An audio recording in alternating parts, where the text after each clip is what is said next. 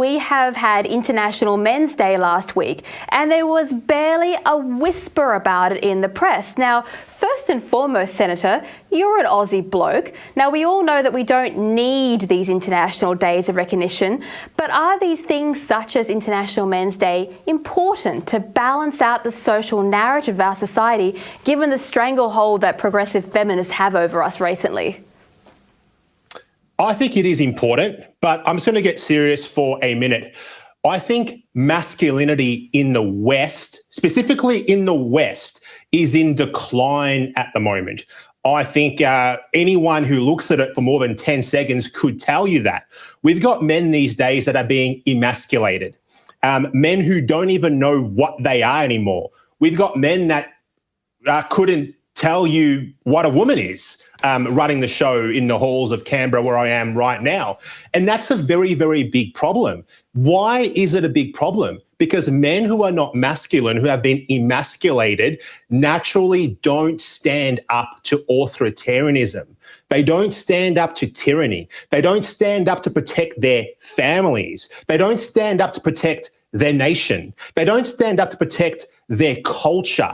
And I think this push to emasculate men, specifically in the West, like I mentioned, it comes from on high. It's not an accident. When you have men that are emasculated, that don't even know which way is up and which way is down anymore, well, guess what? The people that really run the show, the globalists, the men, and it is mostly men, unfortunately, that pull the strings from behind the curtain, from behind the scenes, they have ever increasing levels of control over our society if men won't stand up and push back. So yes, I think days like International Men's Day are important days, and we need to celebrate strong, healthy masculinity. It's not a bad thing to be a masculine male. It is a good thing. Make masculinity great again, is what I say.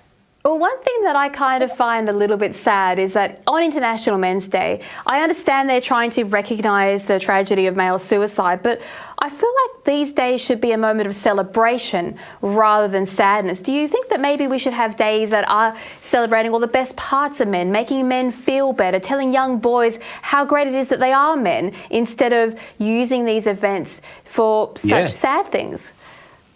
Absolutely. You're completely right. It needs to be a celebration of all things that are good, that are masculine, and there are a lot of things there.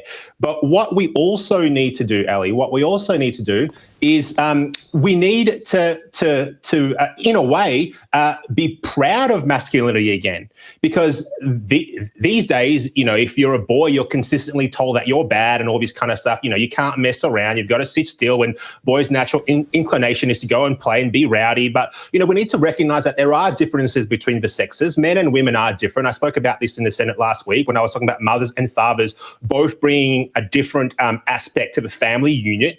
And it's very important that we celebrate differences and that we say that it is okay to be a boy, but also celebrate the good things about masculinity, which is a lot, because masculinity, whether we want to admit it or not, it built the West as we know it today. It built the safe, prosperous, free civilization that we all get to enjoy. And if we lose masculinity, that civilization is very quickly going to go down the toilet.